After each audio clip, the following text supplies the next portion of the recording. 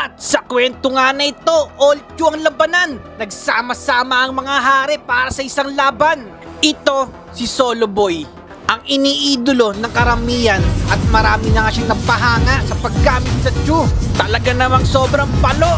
Ito naman si Angelo Plays. Ito ang malupit, sobrang kalmado, kalkulado ng bawat galawan. Oh shit! Uy, pumasok sa tore? Oh, ganun lang ka-basic yan.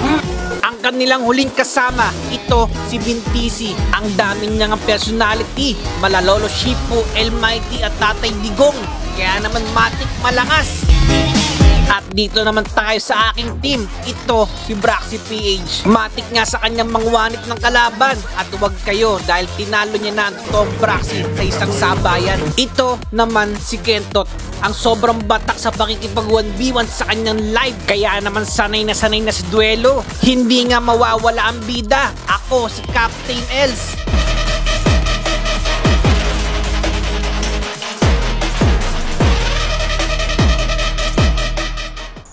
Magkakasama nga dito ang team ni Bintisi, Angelo Plays, Solo Boy, at kalaban nga nila ang aming team, Captain Els, Braxy Page at si Kentot.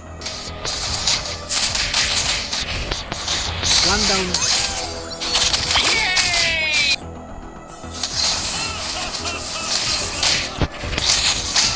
Grabe naman yung backup ng dalawa sa akin.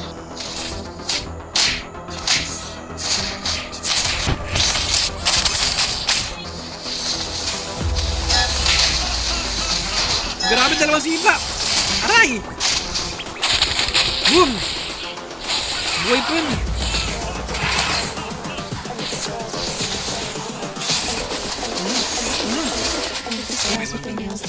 Yun, nice! So ano ba yung mga story?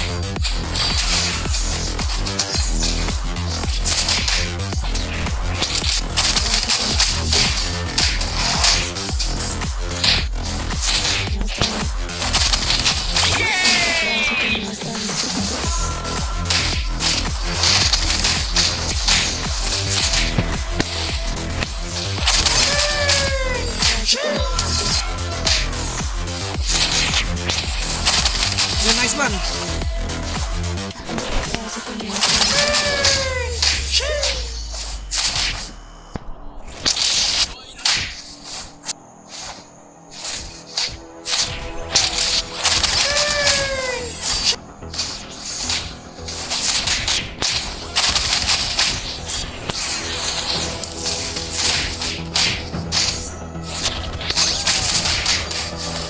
Yun lang.